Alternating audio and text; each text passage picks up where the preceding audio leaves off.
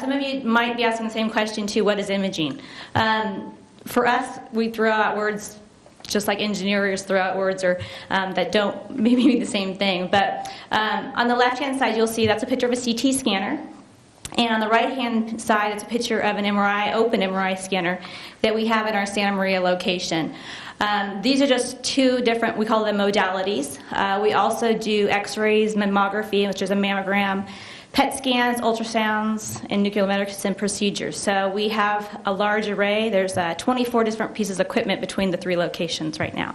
So we are very busy. Oh, and usually basically, talking about referrals and customers, a referring doctor, you go to have an injury, you have a pain, something, and he's going to send you for some more diagnosis. So the patient comes to see us, is scanned. The images are usually digital images that our radiologist then interprets the exam and then creates a report that is sent to your doctor. Our goal on those are within hours, but for sure within 24 hours that report is usually sent to a doctor's office, and then additional procedures or actions need to be taken by the doctor. The question too is, you're a pretty small location. You know, you have only three spots. How many patients do you see? Annually, right now, we do 135,000 exams at those three locations. We do 125,000 exams in the hospitals that we are at. It's about $15 million in revenue a year. So we do pretty well for a small location. Some people might say, wow, that's almost 250,000 exams that you're doing a year. You must be doing pretty well. Well, until 7 years ago, we felt pretty confident about that, and we were doing really well. And then healthcare had some crisis, and I think we all know that our trillion-dollar debt of the U.S. economy is not doing very well. So back 7 years ago, we started getting these reimbursement cuts, and we've had 13. 2012, we had $1.5 million, and it's gotten obviously worse every year or comparable. Last year was a pretty significant year again, and this year they're being nice to us. Only $150,000 this year, so it's still something. We know it's not going to get better anytime soon, so we are doing our very best to figure out how we can survive as a company and contribute to not increasing the waste of the healthcare system right now. I'm going to skip those two, sorry. This is a picture of our CEO, Dr. Holtzman. He's also a physician, but he's our CEO at the same time. A few of you, especially our friends from CHC, know Dr. Holtzman. He is a passionate learner, I guess you would say. He is always wanting to do and learn how our company can become better. A couple years ago, he had the opportunity of meeting on two separate occasions CEOs, or actually not CEOs, executives from both Starbucks and Toyota. And he just asked the question to both of them, what makes your organization so great? What are you doing? Because he wants to learn how we can be better, even if we're a small company, what we can do to improve. Both answers came back, you have to learn lean. So he came back told me that we have to learn lean. And very similar time frame. That's great. I was very fortunate. The timing was perfect because I had an interaction with Trish, our friend over here, who was at the time working at the hospital here. And she was a risk management, and I was discussing root cause with her regarding incidents and things like that. She had worked previously for a very long time at Virginia Mason Hospital in Seattle. And if you don't know Virginia Mason, they are well known for lean, the top probably of a couple hospitals in the nation. And when I met Trish for lunch one day, she was telling me about lean, and her passion for it was very obvious. And I came back with that knowledge from her, Dr. Holtzman came back with his, and we both agreed we have to figure this out, we have to learn what this is. So that's how our lean journey started. June will be 2 years. So for some of you who are talking years and years, 2005. We are very new and very early in this. We're very excited and passionate still. So that's why I brought my team with me today to really talk about the struggles, the small successes that we've had so far, and the large ones at the same time. But I wanted them to tell you exactly what we're doing and how it's changing their lives right now. So next I want to introduce Denise Stanley. She is our Director of Process Improvement.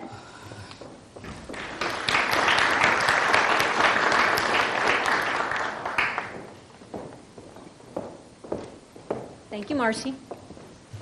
So, why would we think that lean would work for Radiology Associates? We're not manufacturing, we don't have a production line, we don't make gadgets, and we don't make coffee. We're healthcare providers. We deal with human beings that aren't feeling very well. And we're not really sure that lean was applicable for us, but the concept did make some sense to us. I used to be the one that would create all of the workflow processes for all of our centers. I would create them, I'd take them down to our centers, and I'd say, okay, here's how you want to register your x-ray patients. And they'd look at me and they'd go, okay, Denise, sure, whatever you say. We'll just do it. Does anybody see a problem with that? It's like, so I would go, no, I don't see a problem with it. What's the problem? I created all of these for you. I did them up in my office upstairs. Okay, so that's when we began our lean journey. With the help of the Simpler Consulting Group, we created this systematic approach to how we manage all 3 of our imaging centers and our administrative support staff. By starting to use these lean tools, we created a structured methodology that helped us focus on understanding problems and issues that we identified on our daily operations and on a continuous basis now by all of our staff. The tools helped us target our efforts for looking at waste and the non-value-added steps that we had in all of our processes. And most importantly, it now helped us empower our frontline team members by using data to tell us how we should do the work. This is a sample of one of our standard work documents. The standard work is created through rapid improvement events, usually by the content experts, and is referred to as the current best known way for that particular process. Each standard work document contains a list of steps, the cycle times for each one of those steps, and the takt time. Now, the takt time that we have up there is the available time that we have for that process divided by our customer demand. We started our lean journey in early 2013. We are currently working on 4 value streams with 13 rapid improvement events so far completed. A value stream, also known as a VSA, is a high-level tool used to map out our current process, the future state process that we wish to achieve in probably about a year, the barriers and gaps that are holding us back, and the proposed events and projects that we want to do to get there. A rapid improvement event, also known as an RIE, is a week-long event focused on the barriers and gaps that were identified in that VSA, and also a format of implementing rapid change. What we'll do is we'll take 8 to 10 people, frontline people, offline. We're going to stick them in a room for 5 days. We do feed them. We don't really let them out until they've actually come up with a way to eliminate those gaps and then come up with solutions and standard work. They also come up with experiments that they've done and also calculated financial benefits. These are really tough weeks for those team members, but they always come out very excited with the accomplishments that they've had. We have 5 Truth North metrics that we always try to focus on in our events. Not every one of our events are going to touch all 5, but they usually try to touch at least 1 or 2. This here is our 2014 year-end summary compared to our baseline that we started with in 2013. The green highlight are showing the metrics that we have met or exceeded our targets on, and the red highlights are showing the ones that we still have opportunity on that we really need to address. For example, the high-end imaging, we started out in 2013 with approximately 85 average patients per day, and after focusing approximately 2 rapid improvement events on our MRIs, we were actually able to increase 13%, which was 3% over our target of 10%. This was a really phenomenal year for us when it came to the high-end imaging. One of our other examples is the expenses and the revenue. What we did with our expenses was we were trying to hold our expenses to our 2013 costs that we had due to the known decreases in the reimbursements that we were going to be getting back, and also, in addition, while trying to increase our revenue by reducing the waste and caring for more of our patients. The lesson learned here was that due to our ability to see more patients, our supply cost predictions weren't entirely accurate. So this is one that we're going to have to be looking at coming up in the near future. We have never been this transparent in our company. These numbers were only discussed in our executive team and our board of director meetings.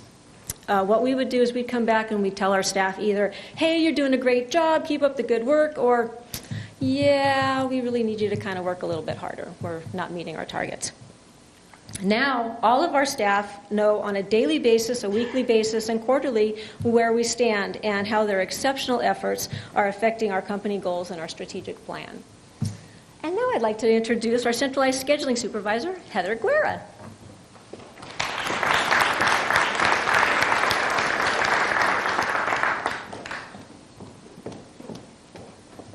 Good afternoon, everybody.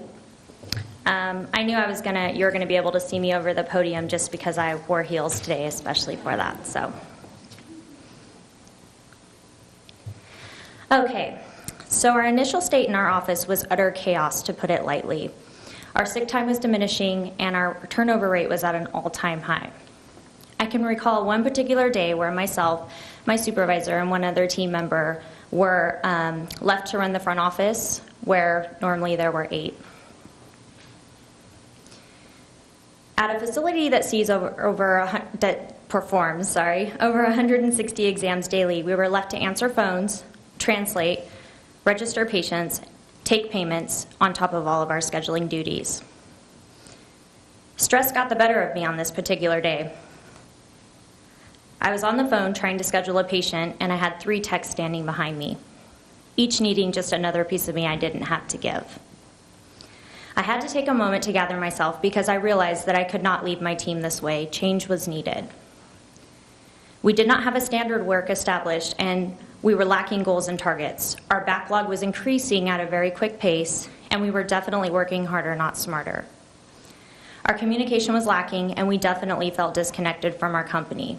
I could hardly contain myself as tears welled up. This day, I strongly debated tendering my resignation. Lean could not have come at a better time for us. For the first time, Radiology Associates opened up their books, and they were completely transparent to us.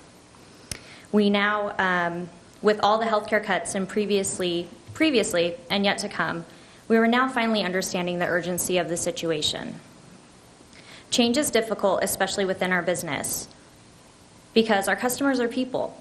They're not just team members of Raslo, but they're patients and referring physicians. We decided to make one of the biggest changes our company has ever seen. Our primary focus became centralizing our schedulers.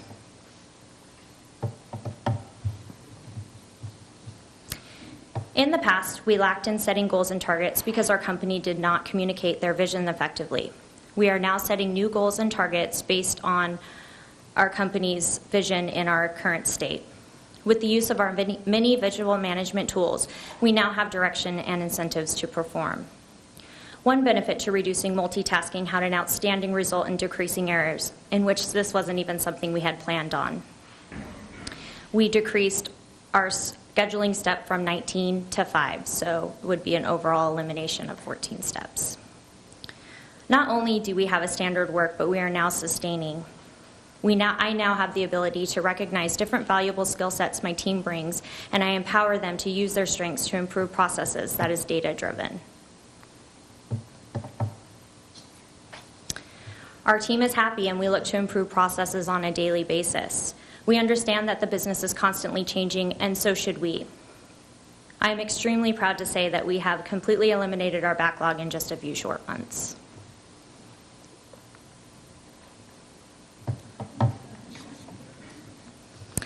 So one of the biggest lessons I learned was that I undercommunicated the changes that were to take place, not just to team members, but our customers as well. The best feedback I could have received consisted of all parties being okay with the changes themselves, but just not being aware that the changes were coming. I learned how I needed to engage all parties by having several conversations as necessary to articulate the vision. The one thing I know is change is constant, but sometimes we're just not all ready for it. My job is to lead by example and make sure that we are prepared for it, and somehow my team is always there to support me along the way. Thomas Edison once said, "I have not failed, I've just found 10,000 ways that won't work." The team and I realize that change is inevitable and progress is optional. We take pride in our company and now realize just how important our role is to our community. And now I would like to introduce Heather Fisher, who is an MRI technologist at, actually she works out of all 3 of our centers. Thank you.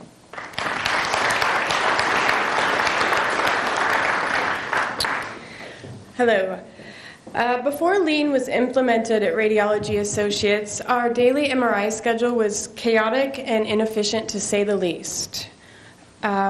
Patients were consistently getting on the table late, which created a domino effect, causing the entire schedule to run behind daily.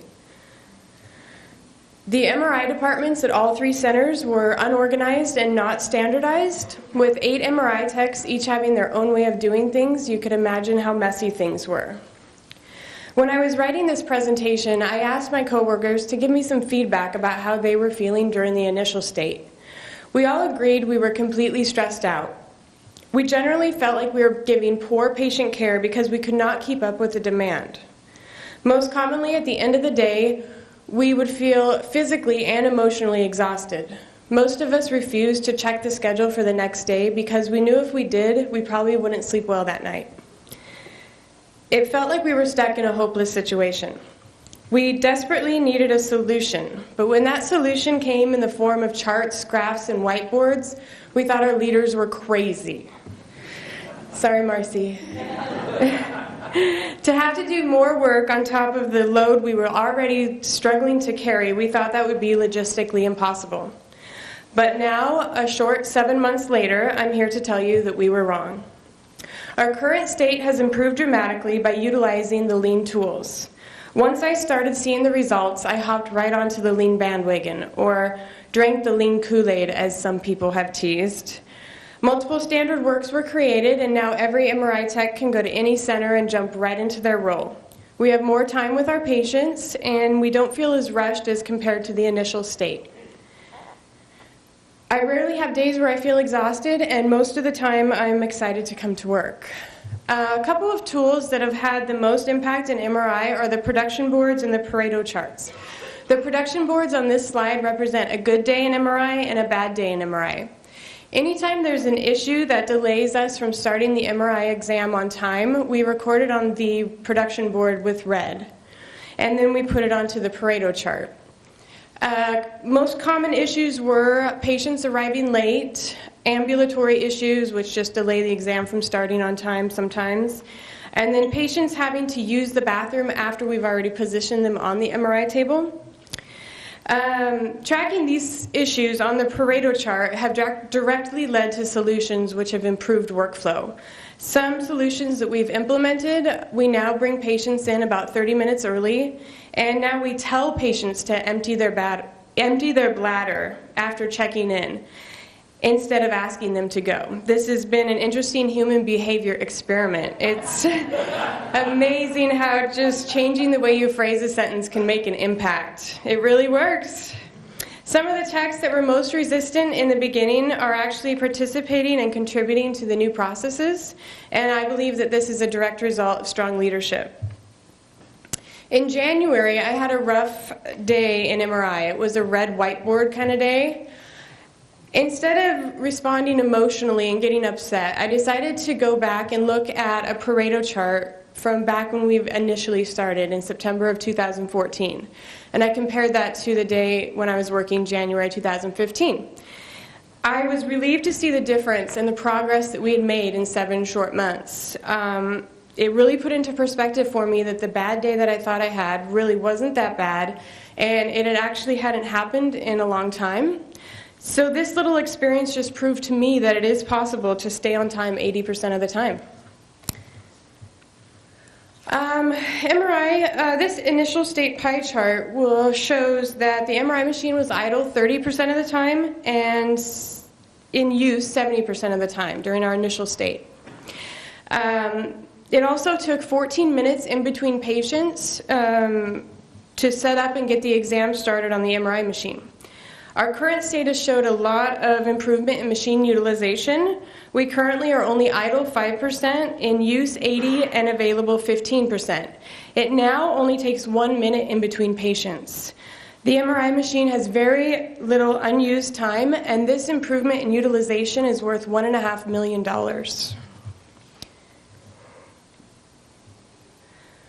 We are passionate people. That's why we do what we do. So when Lean was first presented to us, the technologists, we thought that there wasn't any possible way to do something like this in healthcare. But the process has proven itself, and it's proved to us that we can be efficient while maintaining compassionate patient care. Implementing lean processes has had an emotional effect on all of us. We've laughed, we've cried, and we've had a lot of heated discussions through our different events. Some techs have responded well to lean, others have not, and each site has their own level of lean involvement. Moving forward, one of our biggest challenges will be to continue to implement lean to the employees who have been resisting the change and are still skeptical. If I see something that needs to change, I'd rather put in the effort and make it happen. But the majority of people, some of whom I work with, would prefer to keep things the same because it's comfortable or it's the way we've always done it. Being one of the few MRI techs who's supported and participated in Lean 100% was challenging at the beginning.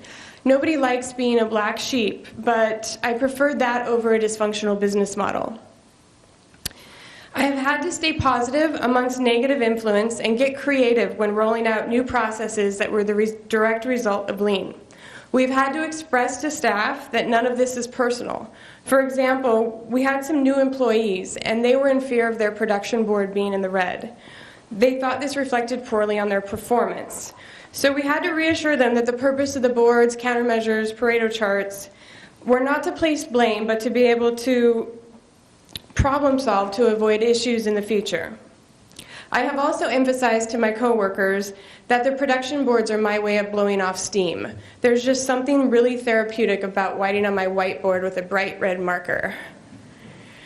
Overall, the Lean journey has had a profound impact on Radiology Associates as a business and a more personal effect on each one of us individually. There's a newfound sense of camaraderie within RASLO. We work together on issues, we run experiments, and we come up with solutions as a team. The process is teaching us that we are each responsible for improvement within our own areas. This has created an exciting, fun, and rewarding environment to work in. As MRI technologists, I feel that we are very fortunate to be working with our company to attain the goals we all desire. And now I'd like to introduce my manager, Megan Winterberg, our manager at the Santa Maria Center.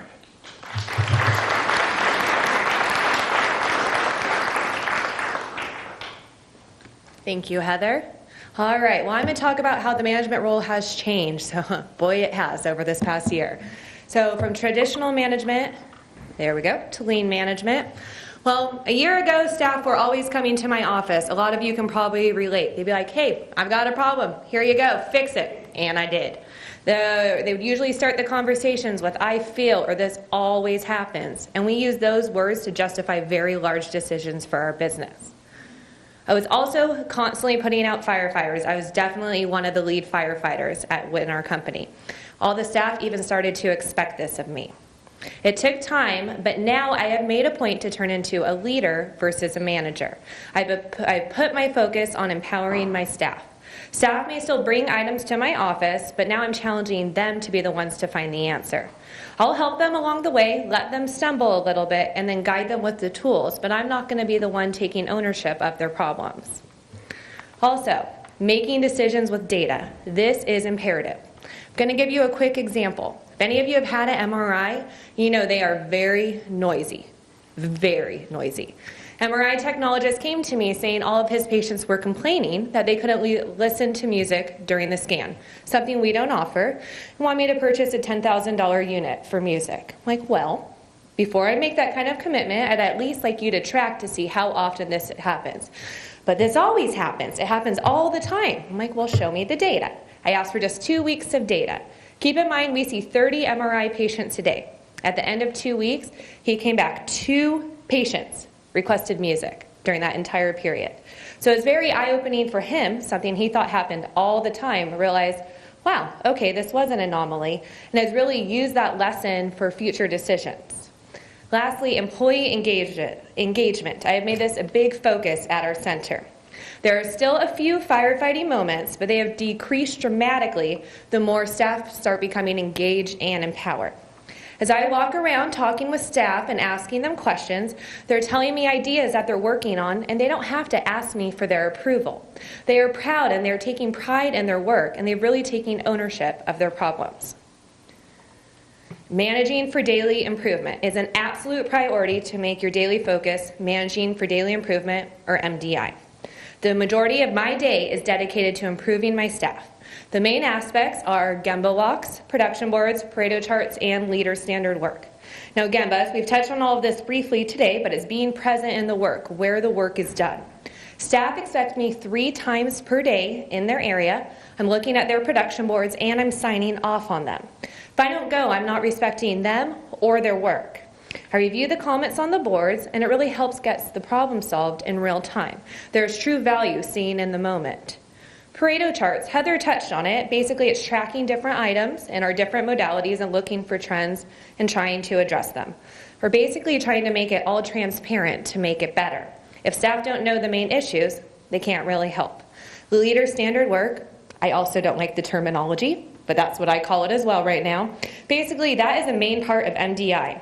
Written into my daily leader standard work is Gemba walks, auditing standard work, countermeasures, and then it's still my operational items. But the rest of my time is devoted to mentoring, teaching, instructing, and engaging staff. The more this becomes a priority, the more my staff will grow and be able to take on more tasks. I found it very important to keep this routine. By establishing a standard for each day, there are less surprises because I'm focusing my time with the staff and in the Gamba, where the work takes place. Huddles. There's us huddling. We do daily huddles across our 3 locations at 9 a.m. They are only 15 minutes, but they are absolutely imperative to our business. We discuss our daily volume numbers really to understand the big picture, and we're not just talking about today, but how to plan for the future. The PowerPoint shows us huddling, and behind us is that wall with all those papers. That's where our metrics are that come from the TPOC: financials, human development, safety, growth, and access. Basically, the staff can see that what they're doing on a daily basis, because they're seeing it right there, affects those quarterly numbers and how they can really make a difference in our center. Company-wide announcements. We have struggled with communication, I don't know about you guys, in our company for a very long time. One of the benefits of the daily huddles is it gives everybody an opportunity to talk, and we discuss any announcements that may be coming up. Now, countermeasures. The other picture is a picture of our countermeasure board, and this is a great management tool. Basically is the documentation process of an issue and how to track it over time. It's basically how we get things done. The board is always public, so staff can access it at every time, and I also take it on my 3 Gemba walks daily. In the huddles, we discuss countermeasures with due dates coming up. Gives the staff an opportunity to talk about if they're making their deadline, if they're not, and how they're being held accountable, and this is all being done in front of their peers. Lastly, there's team bonding. Staff who work in separate areas are brought together daily at the huddles, and they're put on different teams to solve problems. It's really added camaraderie because they begin to strengthen their relationships while solving problems. A few reflections I've had in the past year. 1, huddles were hard. They are very hard, quiet, silent. You could hear crickets, and there were usually about 1 or 2 people there. Also, staff absolutely hated me going on those Gemba walks. They did not want their work being so visible or transparent, and they really just viewed it as extra work. There was a lot of hostility, frustrations. There were some people who weren't even willing to accept the changes and chose to leave the company. There was a lack of buy-in and daily struggles. I really had to get the staff motivated daily, even when I really didn't understand the process. I kept at it with a smile and determination and let them know what was expected. They started to see changes and they realized, hey, my life's actually starting to get a little bit easier. Now they actually expect me and look forward to me being there. Well, most of them look forward to me being there. It's really given them an opportunity to address anything on their mind, and it strengthened our relationships as well. Not having a technologist background was very humbling for this company. It really put me as an outsider, but being in their environment, in the Gemba, every single day has strengthened the knowledge of the different aspects, has really made managing and leading a lot more productive. My staff and I would not be where we are without lean. Now I'm going to introduce our final speaker, Dr. Timothy Oren.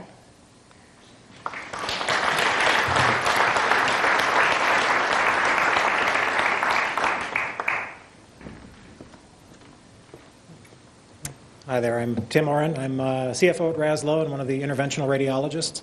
I'm actually, unfortunately, since we're running behind, going to add a little something else that I realized just as we were sitting in through some of the earlier lectures, excuse me, about just how difficult it is to get physicians involved with lean culture. And that I've heard many times through presentations from or about Virginia Mason and the great successes they've had and how difficult and how long it was to actually get everybody on board with that, including significant turnover of surgical specialties in particular. And kind of this morning I was realizing that it's largely just ingrained in our education that we've had. In our group we have 11 full-time physicians. Three of us are primarily the administrative partners. Two of those three have, including myself, have an engineering background. So to begin with, we are told, you will find the problem and you will fix the problem, which is extraordinarily unlean. And then you go to medical school, and from the very beginning, it's pretty well indoctrinated into you that you're the captain of the ship, and that metaphor is pretty much used throughout the entire time. And the idea is that there's a legal and an ethical responsibility that you have to the patient, and that you're not supposed to let anything else get in the way.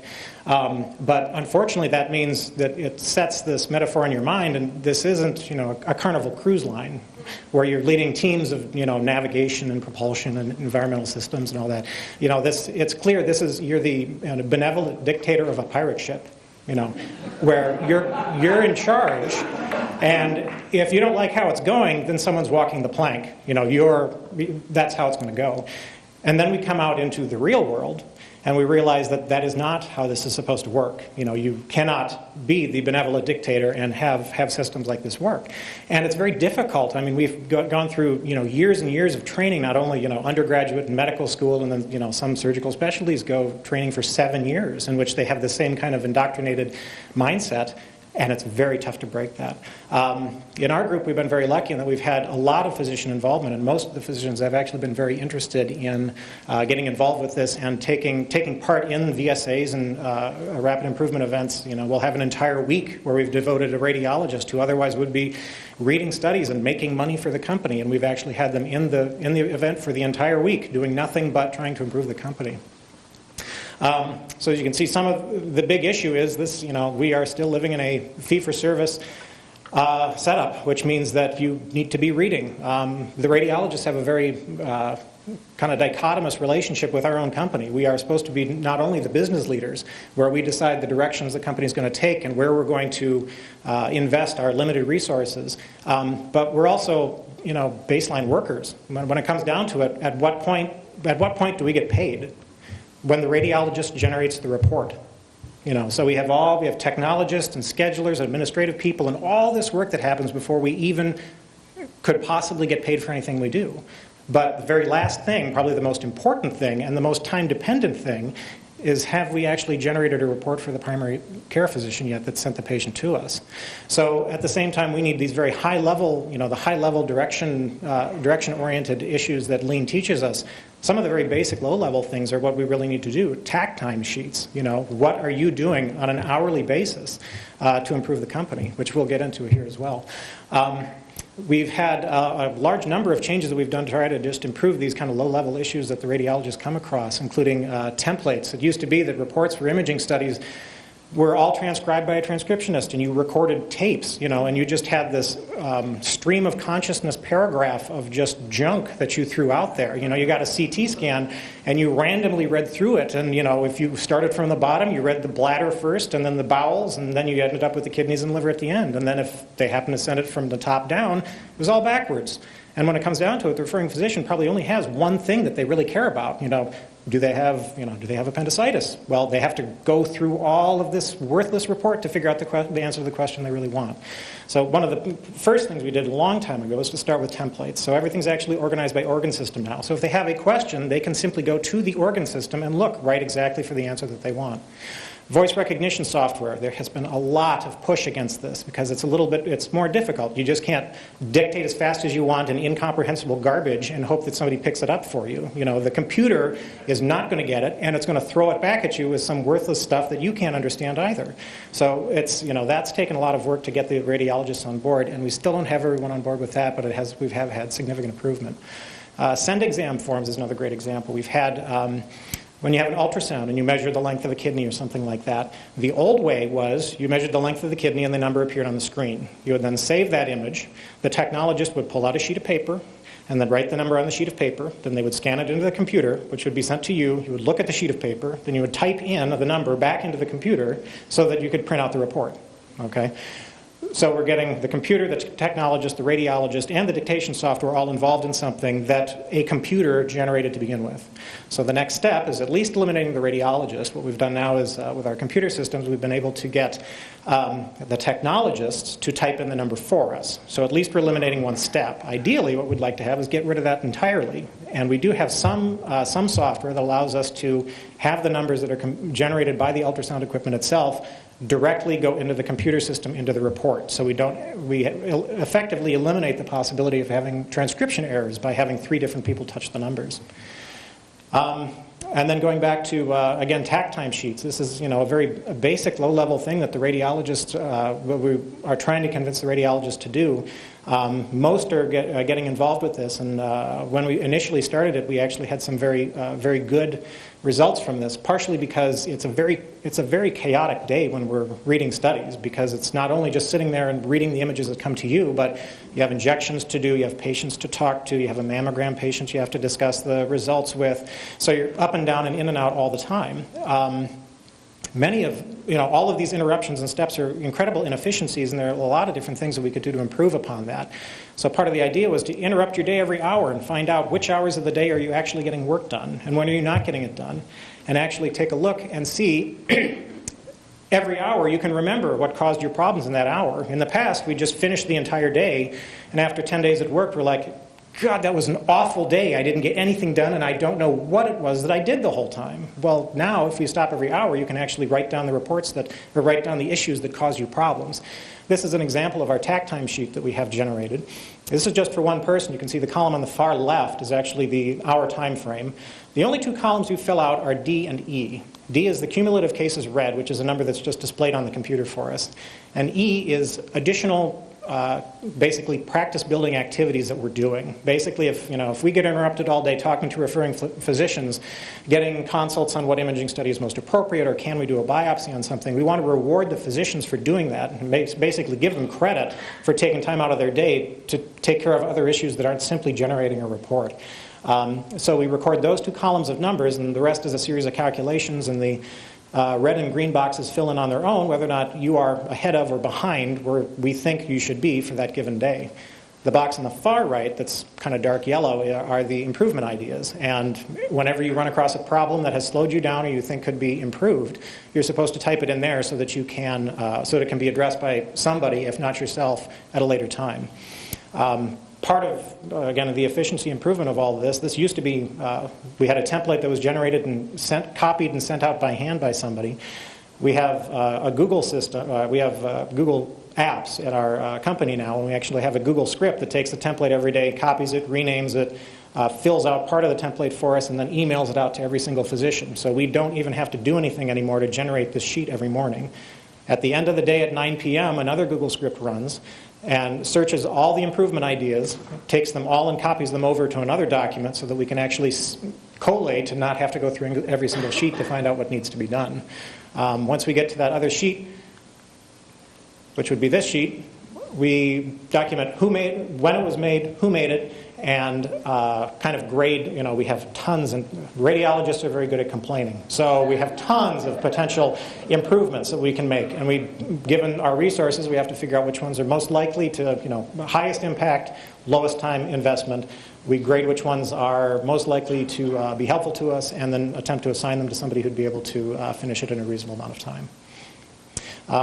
Probably the best thing overall that has happened to our company because of Lean is our personal knowledge of how the company runs. When we actually started going through this, a lot of people, I'm one of the newest radiologists there, a lot of, especially the older guys, thought that they pretty much knew how things happened. But things in healthcare change so rapidly, from billing to even how the machines run or anything else.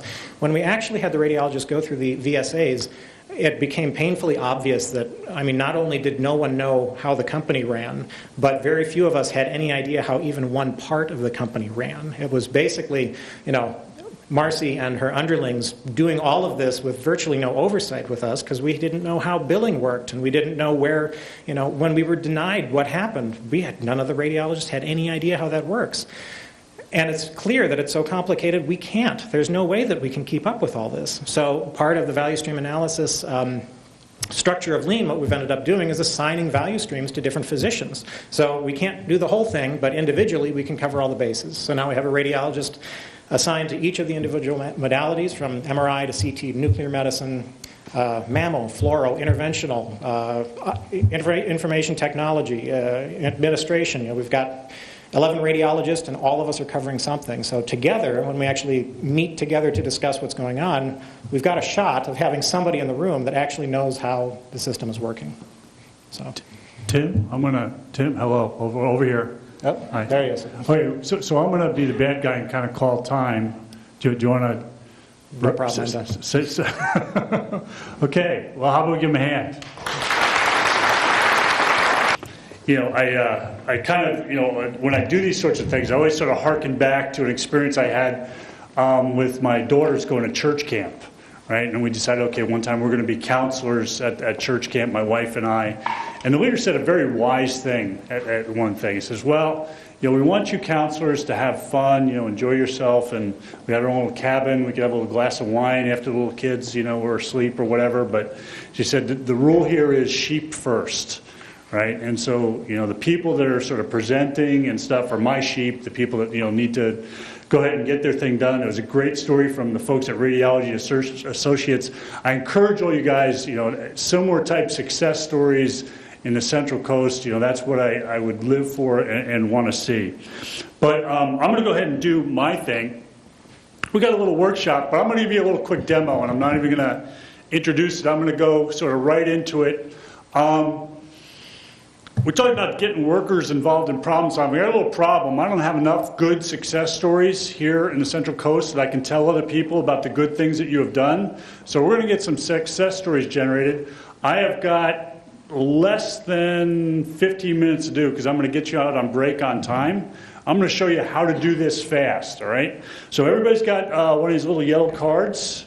Or if you don't have a little yellow card, just grab a little piece of paper because you can do it with a little piece of paper. We're going to do a little process called 1, 2, 4, all. 1, 2, 4, all. And it's going to be 1 minute of self-reflection. And I want you to think of a lean success story that you've been involved with. Okay, some lean success story that you've been involved with your organization. Think of that to yourself. Think of a snazzy title for that, what that snazzy title might be, a little bit descriptive or whatnot. Maybe put down some bullets about what was involved, like what were the hows or what you did. And then maybe a little bit about what was the needle that moved, right? We saved $500,000. People were happier. Everybody was involved, whatever that was. I'm going to, use this amazing process improvement tool that I got, okay? It's called a smartphone because it's a process improvement tool. It takes pictures and it's got a timer, right?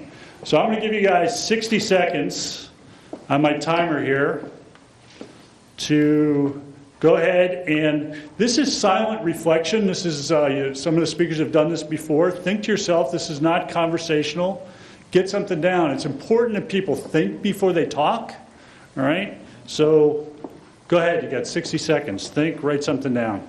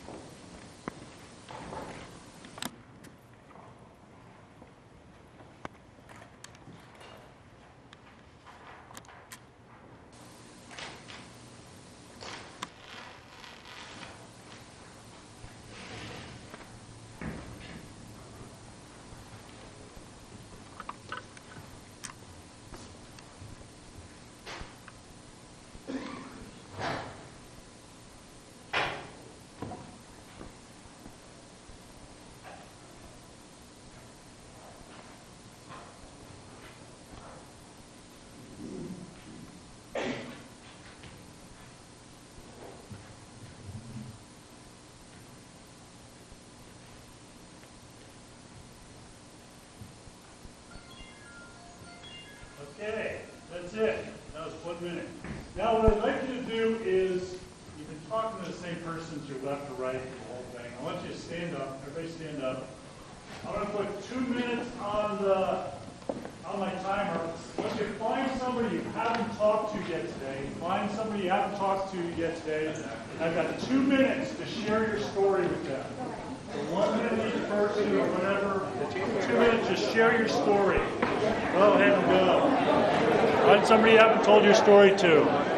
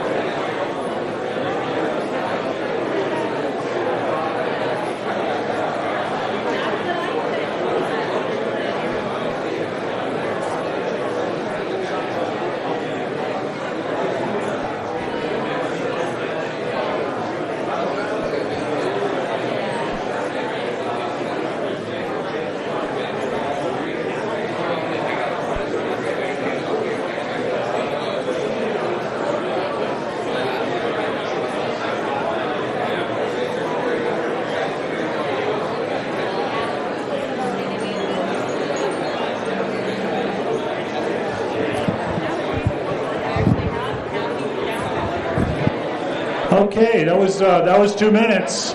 Now what I want you to do is find a group that's next to you, another set of 2, and I'm going to put 4 minutes on my timer. So pair up with another set of 2, so you're in a group of 4 now. So this is 1, now 2, now we're doing 4. So get in a group of 4. I'm going to give you 4 minutes to share your success story with your group. What I'm looking for is for each one of the groups to come up with the best success story. Because I'm going to poll the groups at the end and find out what the best success stories are. So I'm going to put 4 minutes on my timer, and go ahead and share your stories.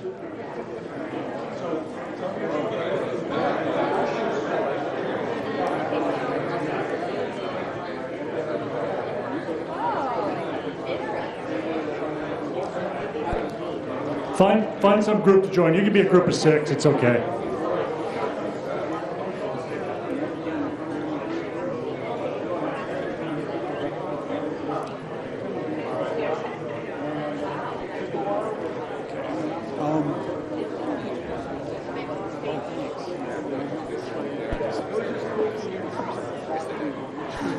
That's pretty tight. Hey, could you also, can you describe it?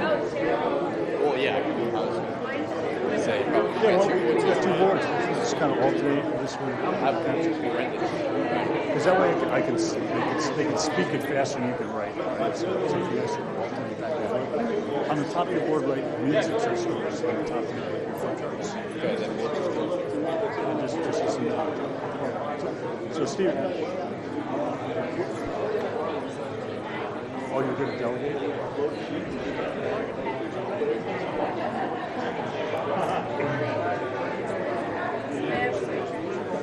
Mom? I got it. I know the schedule for today.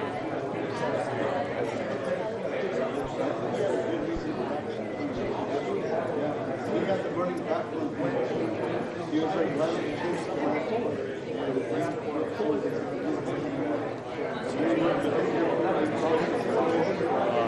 great.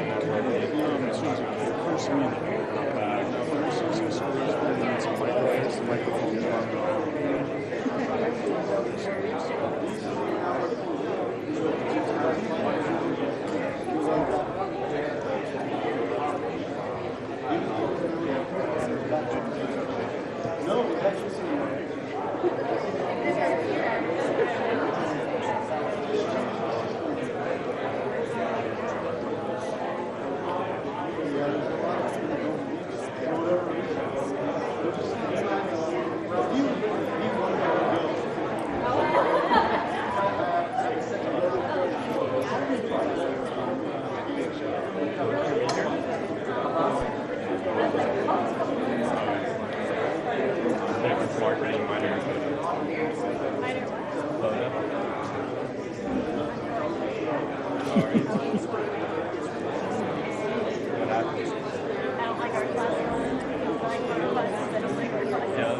why I didn't.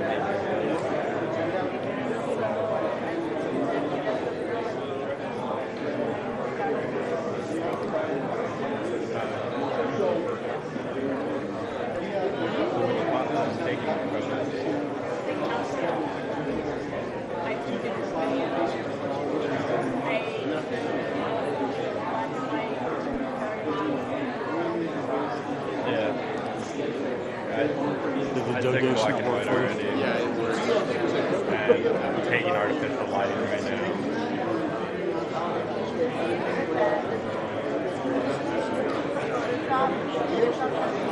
Oh, the manipulation. Okay. That one doesn't count. I think that's good enough. Just need to read some stuff. Right? And did you hear we're going to need some microphone runners here? Because I can do like the center aisle, you do that aisle, and then somebody else can do that aisle.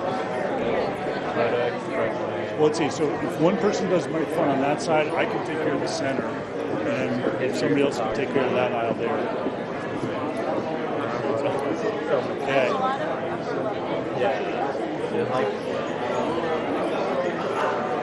Okay, that's 4 minutes. And I want to just sort of stay with your groups there, because I'm going to go around and ask you what was the best lean success story you could share with us. I've also got our team of students up here ready to capture some of this data. Don't throw away or lose your cards. I want to collect those because that's actually some good data that I would like to have. I got someone else. So, with that, we spent some time reflecting. We spent time telling each other stories. Then we did stories of 4. One of the things that happens in this process, you get a little more efficient, hopefully, in telling your stories. Right? Maybe first when you start out it's a little stumbly, but we're going to go ahead and capture some good stories here now. So first off, this group here, what's your best story? You like mine? Okay, so I have to tell my story. Yeah, well, real quick. Okay, so this was getting the medical team to make their rounds at the bedside. Previously, they rounded in a conference room. They saw about maybe 20% of their patients at the bedside. We did a Kaizen, and we worked on getting the medical team to the bedside with the nurse and the family, and we did that by having them develop rounding schedules, realistic times for each patient. We develop scripting and standard work for each member of the team. We used our electronic health record to develop a signaling system to alert the nurses and other subspecialists to when the team would be at the bedside, and what we recognized was a lead time reduction for each patient's rounding time of about 25 to 40%, and we increased the number of bedside rounds from about 20% to almost 100%, and nursing participation from about 0% to 100%. So do you have a sexy title for that story? Moving team rounds to the bedside, right? Moving team rounds. How about a group over there? Do we get a group over here? So who's got a story? And there you go. Our process, it wasn't really necessarily a lean process, but it was just doing process improvement, just because we were doing, we processed here on campus the energy bill for the month, and we have to do a large report, and there's a bunch of chargebacks to all the auxiliaries, and they used to be 2 to 3 to 4 months behind on producing the report every month, just because it was so complex. And they were working with an Excel spreadsheet that had been built 15 years ago and slowly rotated through the years, so we spent about 18 months and we rebuilt it from the ground up. The processing, how all the data comes in, they now produce that report in the 2nd to 3rd week of the month, so it's being done about 3 weeks after the close of the month. It takes them about 4 or 5 hours to produce it, where it used to take them a couple of days. So it was just process improvement. Phenomenal. What's a sexy title? There isn't one. Oh, come on, we got to make this sexy. Nobody's going to do it. Show me the money. MER. MER. MER, the monthly energy report. That's what we call it, the MER. Monthly energy report. Got it. How about over here? We got a group over here. Who's got a microphone? There you go. Keith? So you can make this sexier, but the title is Batch to Lean Transition. So in the company I worked for about 6 years ago, we went into this transition. We trained the leadership team. Part of the strategy was to hire lean managers. We put 5 managers, 1 in each location, in 5 locations. And in year one, we saved 0.5% cost of goods sold, and then this year, in year number 6, we saved 6.8% cost of goods sold. Fantastic. Way to go. Let's see. How about in the middle here? We got another group over here. Hi, I'm David Johnson from Specialty Silicone Fabricators. I do job instruction with training within the industry at our job. Through the course of writing breakdowns, one example of something we discovered was we were able to remove 6 minutes from reviewing post-cure charts. When before the chart would come up, it was illegible, it was too small, so we had to open up a tabular data and make sure we're within our 15-degree tolerance. Through writing the breakdown and getting the collaboration of all the experienced people, we found that we can actually zoom in on that chart and read the whole thing within a couple of seconds to see if the line actually broke the tolerance lines or not. So we probably went through maybe 20 charts a day on some of our busiest days at 6 minutes each, and times that by day, week, month, year, and all that good stuff. And that's one example of how JI helped us. Super. Do we get a sexy title on that? JI and reviewing temp charts. JI and reviewing temp. Yeah, we got to work on this. We got to work. How about a group in the back there? Somebody, if you get the microphone queued up over here, find somebody else, get a microphone over here. Actually, it's Jim. Come on, somebody stand up and do this. I think a successful lean moment for our organization, Community Health Centers of the Central Coast, was getting the Management for Daily Improvement Board set up at our clinics. And at first, it took a while to get the staff participating, especially using the problem counter measure board, where we're identifying problems, but also identifying solutions. And about 2 weeks ago, I had one of the providers that was initially critiquing and kind of asking a lot of questions. And, you know, what is this going to do? What are we doing? We're wasting our time. And the last time I went up there, which was about 7 days ago, she said, Jose, I want you to get your camera ready. I said, why? She goes, I'm going to put my first item on the PCMB. So it was wonderful to see the providers being involved and being part of that lean journey, that transformation. So that's something that we are doing very well within our organization, and that our staff is being very supportive. Okay, good. You got a sexy title? You guys got to be thinking of your sexy titles here. And what's a sexy title? Sexy MDI? Yeah. Okay, we'll take that. We'll take that. 50 Shades of Grey MDI. Okay, how about over here? We got the microphone. Who's got that? Yeah. Right, go ahead, Ray. Is that on? Yeah. My story is biting off more than you can chew.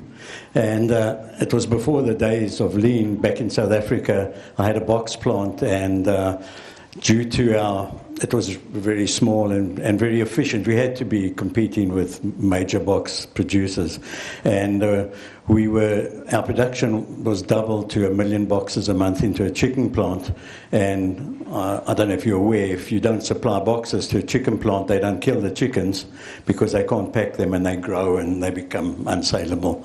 So what to do? And I was schooled under probably one of the best entrepreneurs that the world has known. He had the biggest fully integrated chicken operation in the world, no education, but was instinctive. Lean was instinctive in his makeup. So the thing to do was to take the entire staff of 35, management and laborers, right, the whole company, away to a conference center and involve them in how do we achieve this impossible task. And it was amazing to see the interaction from the guys who swept the waste to everybody had something to say. We opened the books to the labor, which was unknown in those days. South Africa had a paternalistic management style, very paternalistic, and it was a total success story. And we achieved what we set out to do. And the only way we did it was involving everybody in the company to solve the problem. Okay, super. Thank you very much. Couple more stories. Who else wants to do a story here? Okay. So we manufacture rescue equipment, mostly fire rescue harnesses, and we were in a batch system. So we would either go 20 or 40 harnesses at a time, 1 to 2 sewers touching it, and a production assistant. So that would take about 4 to 5 weeks to complete that, and that was not working for us. Even though we were doing well, it just wasn't well enough. So we went through a Kaizen project, and we had to assemble a team to tackle this problem. And what we came up with is a lean cell. And so after about 2 weeks or 3 weeks, we came up with a piece-by-piece flow, and we cut our 4 to 5 weeks to 7 hours. So we got 40 harnesses done in 7 hours, and that moved the needle. Yeah, one more story over here to wrap it up. There we go.